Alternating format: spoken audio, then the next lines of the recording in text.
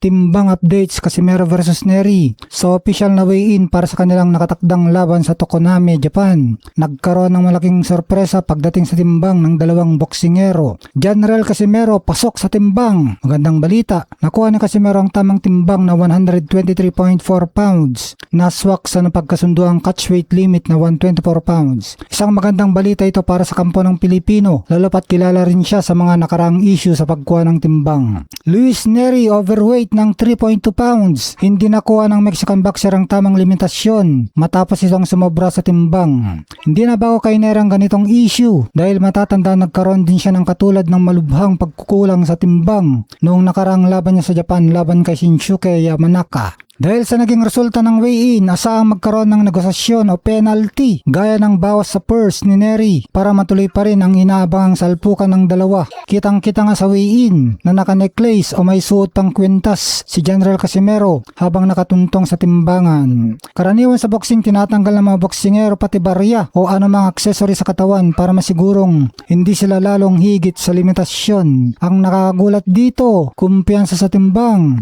Ang pagsuot ni Casimero ng kwintas ay nagpapakita lang na napakaluwag at kampante ng kanyang timbang. Kahit may dagdag na bigat ang accessory, nakuha pa rin niya ang 123.4 pounds na mas mababa pa sa 124 pounds catchweight limit. Sa kabilang banda, si Luis Nery na hubad na nga at nagbawas ng suot ay overweight pa rin ng 3.2 pounds. Malaking sampal ito sa disiplina ni Nery, lalo't sa Casimero na madalas maparatangan ng issue sa timbang ang siyang pumasok na may palamuti pa sa leeg. Talagang naging usap-usapan ng mga fans ang eksenang ito dahil pinapakita nito kung gaano pinaghanda ni Casimero ang kanyang kondisyon para sa laban na ito sa Japan.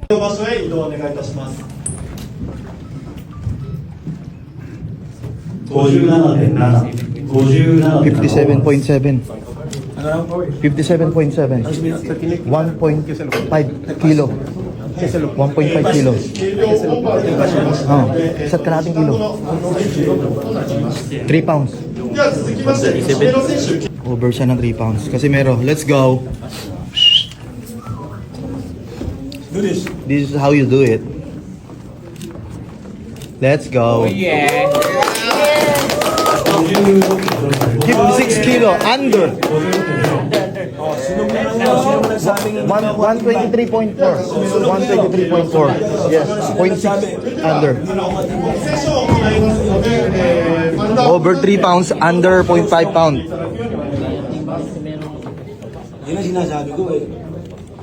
Let's go.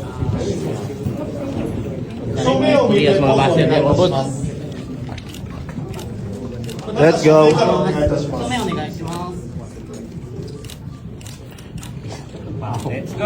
Let's go. 3 pounds under 0.5 pounds.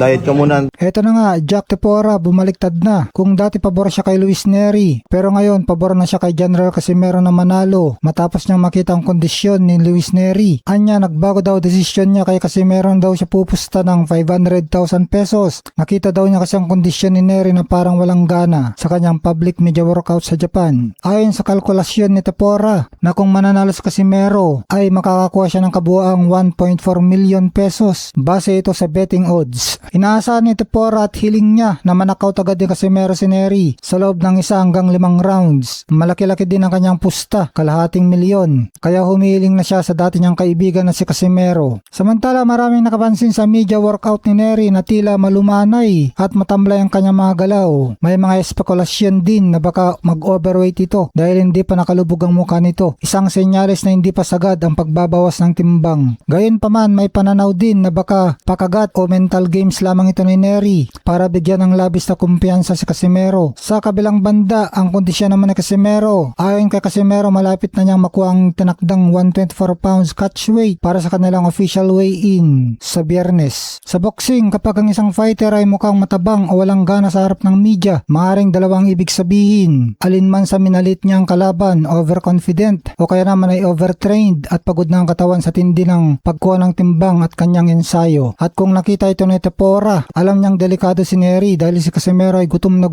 at gigil na pumasok sa lona. Ang mental advantage ni Casimero, sanay si Casimero sa bakbakan na siya ang mas maingay at mapangasar dahil tahimik o tila walang buhay ang pinapakita ni Neri sa mga huling araw bago ang laban. Lalong lumakas ang loob ng kampo ni Cuatro Alas na epektibo ang kanilang psychological warfare. Gaya ng panunukso na gagawin lang niyang Mexican food ang kalaban. Bagamat may babala sa Atty. Ed Tolentino na mas malaki at mas malakas sumuntok si Neri, ang lakas ay walang silbi kung ang boksingero naman ay kulang sa focus o walang apoy sa gabi ng laban. Isang malaking sugal ang 500,000 pesos o kalahating milyon. Pero kung nakita ni Tepora na parang obligasyon na lang at walang gigil ang galaw ni Neri sa harap ng mga kamera, mas logical nga naman iwan ang pusta kay Neri at itaya ito sa determinasyon ni Casimero. Dito talaga makikita na sa boxing hindi lang physical conditioning ang labanan. Malaking parte rin ang emotion at mental na kahandaan. Sa tingin mo, diskarte lang ba ito ni Neri para itago ang totoong lakas niya o sadyang tamad at naliliitan lang talaga siya kay Casimero? Samantala, veteran boxing analyst na si Atty. Ed Tolentino, mas malakas daw talaga si Luis Neri kumpara kay Janriel Casimero. Mainit talagang talakayan ngayon sa boxing community dahil sa magkaibang pananaw ng mga fans at mga eksperto. Habang kumpiyansa si Janriel Cuatro Alas Casimero, napapali pa rin niya ang ulo ni Luis Neri. May punto rin ang pagsusuri ni Atty. Ed Tolentino kung bakit mapanganib ang Meksikanong boksingero. Narito ang ilan sa mga rason kung bakit mabigat ang babala ni Atty. Ed Tolentino para sa labanan na ito ngayong June 6, 2026 sa Japan. Ang pagsusuri ni Atty. Ed Tolentino, bigger and more powerful puncher. Ayon kay Atty. Ed Tolentino, si Luis Neri ay natural na mas malaki at mas mabaon sumuntok kumpara kay Casimero. Ang lakas at punching power ni Neri ang isa sa mga pangunahing dahilan kung bakit nakikita niyang knockout ang posibleng maging resulta ng laban. Hindi basta-basta boksingero si Neri. Galing ito sa mga world level na bakbakan. Gaya ng huling laban niya kay Naoya Inoue. Kaya naman hasang-hasa ito sa matitinding labanan. Ito naman ang resback ng kampo ni Casimero. Easy work at kumpiyansa. Sa kabila ng mga babala ng mga analista, walang takot sa Casimero. Ginamit pa niya ang hashtag na easy work sa kanyang mga post na nagpapakitang hindi siya nasisindak sa lakas na ipinagmamalaki ng kampo ni Neri. Gigil kumain ng Mexican food. Kilala si Casimero sa kanyang mapangasar na mentalidad at tila ginagawa niyang motibasyon ang pagiging underdog sa mata ng ilan para mas lalong magpakitang gilas sa lona. Sa bakbakang ito magkakalaman kung sino ang mas matibay, ang knockout power at diskarte ni Casimero o ang napatunayang bangis at lakas ni Neri. Sino sa tingin mo ang tatamaan ng swerteng patama sa Sabado? Ito nga, Casimero, nagbigay ng clue kung anong round niya tatapusin si Luis Neri sa laban nila sa Sabado. Sinabi niya ang numero umano niya, 6-7. Kilalang kilala talaga si Janriel Cuatro Alas Casimero sa kanyang pagiging palabas at matapang magbigay ng prediksyon bago ang kanyang mga laban. Ang hula niyang round 6 hanggang 7 na pagpapatumba kay Luis Neri ngayong darating na Sabado, Hunyo 6, ay pagpapakita lang ng kanyang matinding kumpiyansa. Narito ang ilang dahilan kung bakit paboritong pag-usapan ang numerong ito ng mga boxing fans. Estilo ng dalawang boksingero, parehong agresibo at may mabigat na kamao sina Casimero at Neri, kilala bilang Pantera. Dahil pareho silang sumusugod, inaasahan ng mga eksperto na sa unang 5 round ay magiging madugong palitan ng suntok. Sa pagpasok ng round 6 o 7, doon na makikita kung sino ang unang mapapagod o magkakamali. Ang crucial na mid-rounds. Ang hula ni Casimero ay swak sa kanyang karaniwang estilo. Binabasa niya ang kalaban sa simula at kapag nakuha na niya ang timing sa kalagitnaan ng laban, doon na siya magpapakawala ng kanyang pamatay na mga kombinasyon para sa isang knockout. Bakbakan sa Japan. Gaganapin ang salpukan na ito sa Aichi Sky Expo sa Nagoya, Japan, kung saan tampok din sa parehong event ang laban ng kasama niyang si Kenneth Lover dahil parehong may unfinished business ang dalawa sa mga fans sa Japan. Lalo si Neri na may kasaysayan na issue sa timbang doon. Tiyak nagigil silang dalawa na magpakita ng brutal na pagtatapos. Magkatotoo kaya ang 6-7 na numero ni Cuatro Alas o makatagal si Neri hanggang sa dulo ng laban. Pumapalag ang mga mamumusta na naniniwalang mananalo si Janriel Casimero laban kay Luis Neri sa June 6. Kasalukuyan ng nasa 2.52 ang moneyline odds kumpara sa 1.48 ni Neri. Bagamat dado pa rin ang Pinoy, kapansin-pansing dumami na ang tumataya sa kanya. Matatanda ang kagabi ay nasa 2.85